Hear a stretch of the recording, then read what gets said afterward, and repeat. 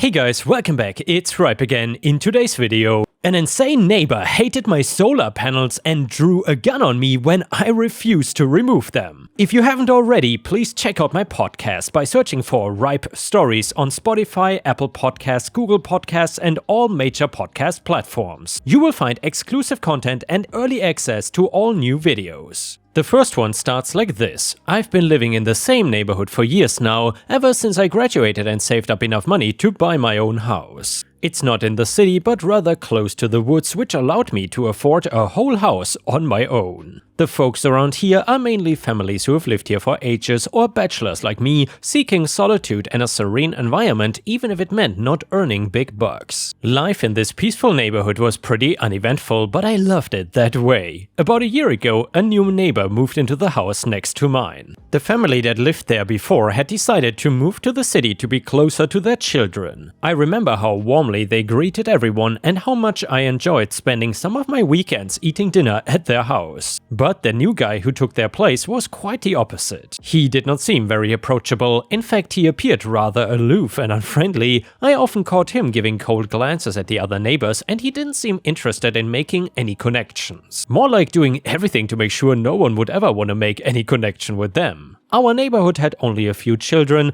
but we had plenty of cats, dogs, and parrots. Pets were quite common here, either serving as companions for the older residents or providing an added sense of security. With the local police being less active in our area, minor crimes like scams by the plumber or neighborhood disputes were often left unresolved. As a result, we relied on each other to handle these issues within the neighborhood. Unfortunately, our new neighbor turned out to be a person who constantly caused problems. It seemed like he was involved in some sort of trouble every month, if not every week. I heard stories about how he would be involved in loud arguments with other residents, disturb the peace late at night, and even have disputes with those who own pets. It began with small things, complaints about dogs barking or cats wandering into his lawn. At first, we tried to be understanding, thinking he might need some time to adjust to our neighborhood's ways. However, his anger quickly took a turn for the worse and it escalated exponentially. Our new neighbor seemed to have a short fuse and any minor annoyance would trigger his anger. He started yelling at people for the slightest things, like their cats sitting on his wall or their dogs walking near his property. He began screaming at anyone he perceived as causing a disturbance, even if it was just children playing or someone laughing heartily outside his house. His outbursts became more frequent and it became apparent that he had some serious anger issues. One incident that stands out in my memory was when a teenager was handing out pamphlets for a party his family was hosting. This insensitive jerk of a neighbor exploded on the kid, pushing the youngster and screaming at him to get lost. It was shocking to witness such aggression over a simple, harmless act. We tried reporting his behavior to the police, but unfortunately, as usual, the local law enforcement did not act on the complaints, asking us to resolve our differing opinions on our own. I consider myself lucky that I had not encountered this man too often, primarily because I lived alone and was usually out for work. However, I could see how the whole neighborhood was affected by his behavior. People started going out less, and even some used the excuse of holidays to go on vacation just to escape the constant tension. Speaking of holidays, they were particularly dreadful with our grumpy neighbor around. Halloween was thankfully quiet. The few children who were here wisely avoided his house, probably warned by their parents to stay away. But when Christmas approached, oh boy, was it a crap show. It's the time of the year when everyone wants to decorate their homes with lights and ornaments, and people like me start putting up their Christmas lights almost a month in advance. Little did I know that my neighbor would react so fiercely to the decorations. I don't know his religion, but the way he screamed at me for adorning my house with lights made it clear that he hated Christmas, or maybe he hated every holiday ever, who knows. Despite the constant complaints and whining from my grumpy neighbor, I made up my mind to ignore him. My parents and my girlfriends were coming to visit this Christmas and I wanted everything to be perfect. My girlfriend, a colleague of mine who lived nearby, did not have her parents around as they lived on a different continent. It was up to me to make her feel at home during the holiday season. Moreover, my parents had been insisting on meeting her, which made this occasion even more important to me. So I decided to have solar panels installed. It was something I had been planning for a while. Power cuts have been increasing tremendously in the past year, and Christmas provided the perfect excuse to finally take action. I contacted a reputable solar panel installation company and got the process started.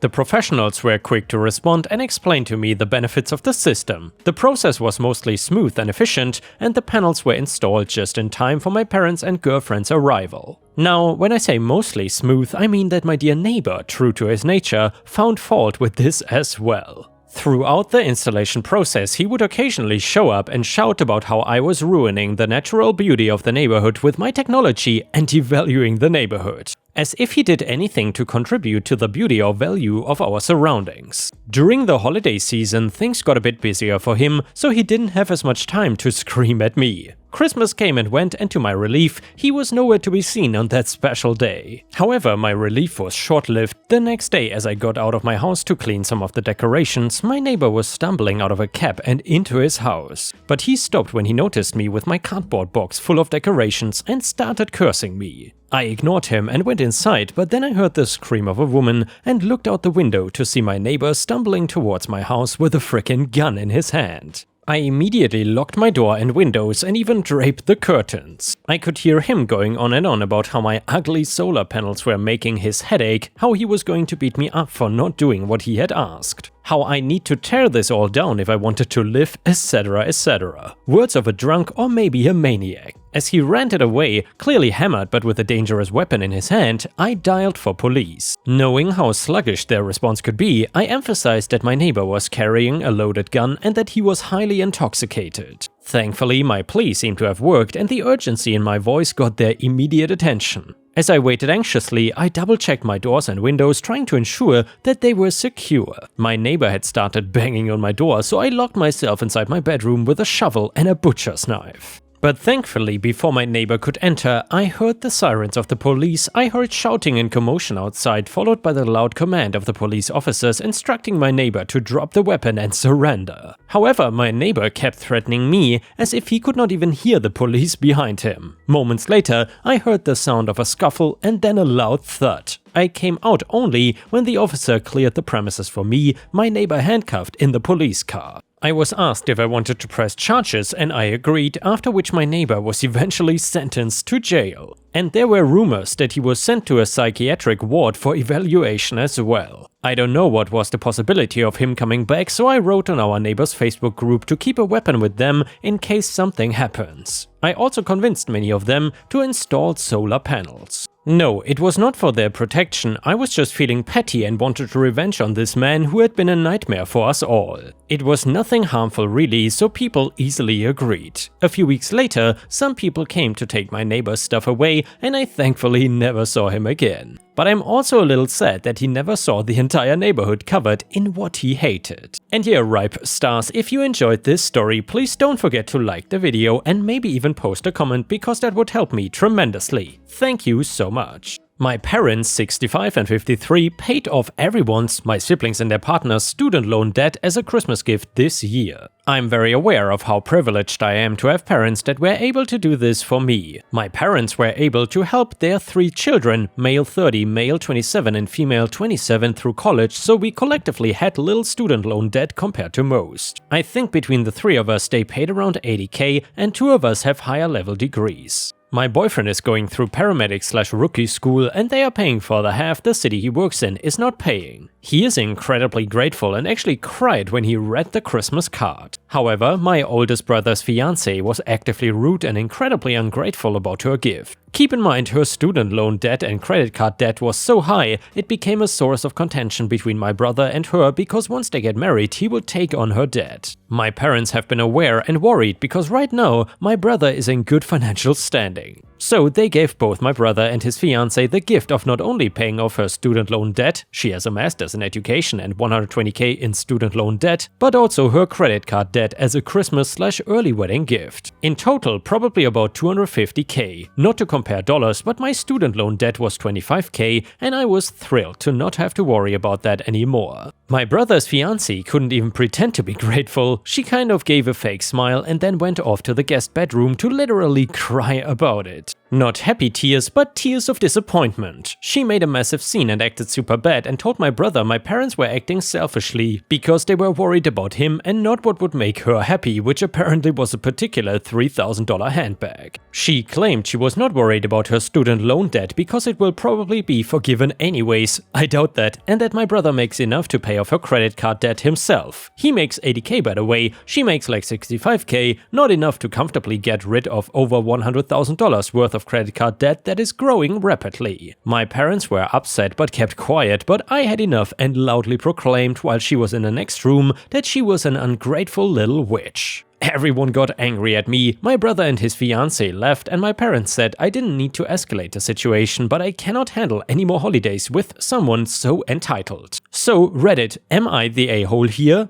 And yeah, Ripe Stars, let me know in the comments what you think about this. Do you think that OP is the a-hole or not? And the first comment said, not the a-hole, it's stunning how unaware your future sister-in-law is of the fact that your parents gave her 250k. Never mind the fact that your brother should probably have second thoughts about marrying someone who carried 130k in credit card debt. Like what in the actual F? Complaining about a 250k gift. Your parents should withdraw their gift and any future support because you all know brother and future sister-in-law will come knocking for that help when they realize their combined salaries won't make a dent in her CC and student debt. Comment number 2, not the a-hole. Holy crap, what did I just read? Her level of entitlement is through the roof. Perhaps you could have worded it better, but I'm sure you just said what everyone was thinking. I hope your brother rethinks marriage to this woman, if for no other reason than they clearly have much different financial priorities. And the next one is titled, Karen keys my truck for parking on public street. Wilmer Street had been my peaceful home for over 15 years. Our quaint suburb was lined with charming single-family homes, neatly manicured lawns, and sprawling trees that turned amber in the autumn breeze. Neighbors would chat over white picket fences while children ran laughing through sprinklers in the summer heat. I knew everyone on our block, the Andersons across the way who made the best apple pie, the elderly Mr. Crane 2 doors down who taught my son chess on Saturday afternoons, and countless others who made this neighborhood feel like family. So when that familiar for sale sign went up on the corner lot, I admit I felt a twinge of apprehension. Change always carries uncertainty. I hoped our new neighbor would be a kind spirit, someone who appreciated the community we had built. My worries vanished though when I saw the moving truck and realized a pleasant older couple was moving in. I waved warmly on my way to grab the mail and looked forward to having new friends. If only I had known then what was coming. Trouble arrived in the form of their daughter Karen. From the moment she stepped out of her shiny new SUV, I could sense she was different than the rest of us. A bored expression, an aura of privilege and entitlement. Not a friendly hello or slightest acknowledgement of my presence across the street. I tried to give her the benefit of the doubt, perhaps she was just having a bad day. But her sour demeanor continued as the weeks went on, becoming increasingly apparent to all the neighbors. Little by little, Karen's presence corroded the genial spirit of our block. She had something to complain about constantly, from the smell of someone barbecuing to the laughter of children playing basketball after school. Something about her rubbed people the wrong way, and we found ourselves avoiding contact whenever possible. I did my best to steer clear and give her space, if only parking my truck had been so simple. My silver pickup had been in the family for years. It was passed down to me from my father when he got too old to drive, full of memories from my childhood. I cared for that truck like my baby. Having it parked in front of my house was as natural as coming home each night. Not to Karen though. The first incident happened about a month after her arrival. I was up early watering my plants when I heard footsteps rapidly approaching. "This truck needs to be moved now," Karen demanded. I was stunned. "Excuse me? It's blocking my view, not to mention bringing down property values," she huffed indignantly. Remaining composed, I explained that Wilmer Street was public parking. She stormed off before I could finish. I chalked it up to a grumpy morning. If only I had known then it would be the first of many clashes. Karen seemed to reserve a special hatred for my truck, a convenient outlet for her aggression. I began finding long scratches in the paint, which I suspected came from her keys. One evening, she pounded on my door, raving like a lunatic about needing to move the truck for some party she was having the next day. I firmly declined, which sent her into a flurry of threats to have me ticketed. Her face was so contorted with anger that I worried for my safety. These incidents became increasingly frequent, amping up my anxiety levels at all hours. I dreaded coming out each morning to find new damage. I started parking around the block just for temporary relief, though it meant extra walking in the darkness before sunrise. It all came to a head one drizzly Friday morning. As I cautiously approached my truck, my heart sank. There was a massive gash running down the entire driver's side. This was not just a quick keying, she had taken a blade and carved into the metal with force. Something in me snapped. I was done being polite and playing nice with this unhinged woman. It was time to take action. I installed security cameras covering every angle of my property line that same day. I checked the footage first thing Saturday, and there she was, Karen sneakily keying my truck at 3 AM in the morning. Her face was partially obscured by a hoodie pulled tight, but it was clearly her slender frame and impatient gestures. I decided to wake and speak to the police, but before I could even place the call, Karen was at my door yelling that I was invading her privacy. "Take those down immediately, or you will regret it," she threatened. I refused, waiting anxiously for her next move. Through the curtains, I watched as she grabbed a golf club from her trunk and began swinging violently at my truck, smashing the windows. It was like she was in a manic frenzy, consumed by her fury. Suddenly, the sound of sirens pierced the air. Karen didn't even flinch, still bludgeoning my poor truck. 2 police officers had to wrestle her to the ground just to make her stop. She kicked and screamed about me deserving what I got. It was utterly horrifying to witness. As they struggled to constrain her, Karen broke free and came barreling towards me in a final rampage. Just as she reached my porch steps, the officers managed to tase her. She collapsed in a fit of spasms. I stood there stunned, hardly believing this was the same quiet street I had known for 15 years. Karen continued spewing expletives as they dragged her limp body to the patrol car. That day, I filed an official report on all Karen's offenses with evidence from my cameras. Other neighbors came forward with their own accounts of harassment and threats too. It turns out I was not her only victim by far. In the following weeks, I attended Karen's court dates along with a few other neighbors. Seeing her declared guilty and sentenced to a year of jail time plus anger management therapy was a long overdue relief. I also filed a restraining order against her. With Karen gone, our block seems to be getting back to its old ways. My truck sits peacefully on the street once again. I had the damage repaired and the windows replaced, but I'll never forget that intense period of unrest she brought. It taught me you truly never know what someone is capable of. I keep those cameras on still as a precaution, but for now at least, calm has been restored on Wilmer's Street. And here, Ripe Stars, I'm so happy for OP that the street is calm again, with Karen out of the picture. And it's very true that you never truly know what someone is capable of, even if you have known them for like 15 or 20 years or something. Some people can just flip with the push of a button. It can be truly scary. The next one is titled, "New head waiter slapped me in front of customers. He did not realize I am the CEO of the restaurant chain." One thing that we don't mess around with here in France is food. So when I opened up a restaurant, my goal was to be able to give good food and good service at a decent price. I guess that plan worked, and I was actually able to open up about 3 locations and be pretty successful. I mainly work at the busiest location, but I try to make sure at least once a week to head over to the other 2 to check things out. This story is about something that happened at a location that I'm not usually at. My head waiter had left the position and I needed to find a new one right away. For this job, I wanted someone with a lot of experience because I was not going to be at that location a lot to oversee things. I looked through a bunch of resumes and finally ended up picking the person with the most experience, and he was a head waiter before at a fancy 5-star restaurant. I did not question at the time why he would be taking a step down to a less fancy place, but I know sometimes things happen and I don't like to judge. I had a call in to check his references, but in the meantime I hired him and let him start taking charge of that location. I did not know anything was wrong until a couple of days later when I started getting complaints from some of the employees that worked there for a long time. I let my staff speak their mind to me, and honestly, it's a great approach because things get fixed faster and sometimes great ideas can come from the guy washing dishes. They told me that they thought something was wrong with the head waiter because he seemed to act like a total snob and talk bad about people that didn't have a lot of money. Being self-made, this got me a little angry, but I was not going to fire someone over that. Someone also said that they smelled alcohol on his breath, and I asked my bartender to keep an eye out for him picking up drinks that nobody ordered. A couple more days passed and I got reports from some of the female employees that he was coming onto them multiple times and trying to use the fact that he was the head waiter and in charge over their heads. At that point I was done, because no matter if the customers were complaining, the well-being of my staff was worth more than any profit.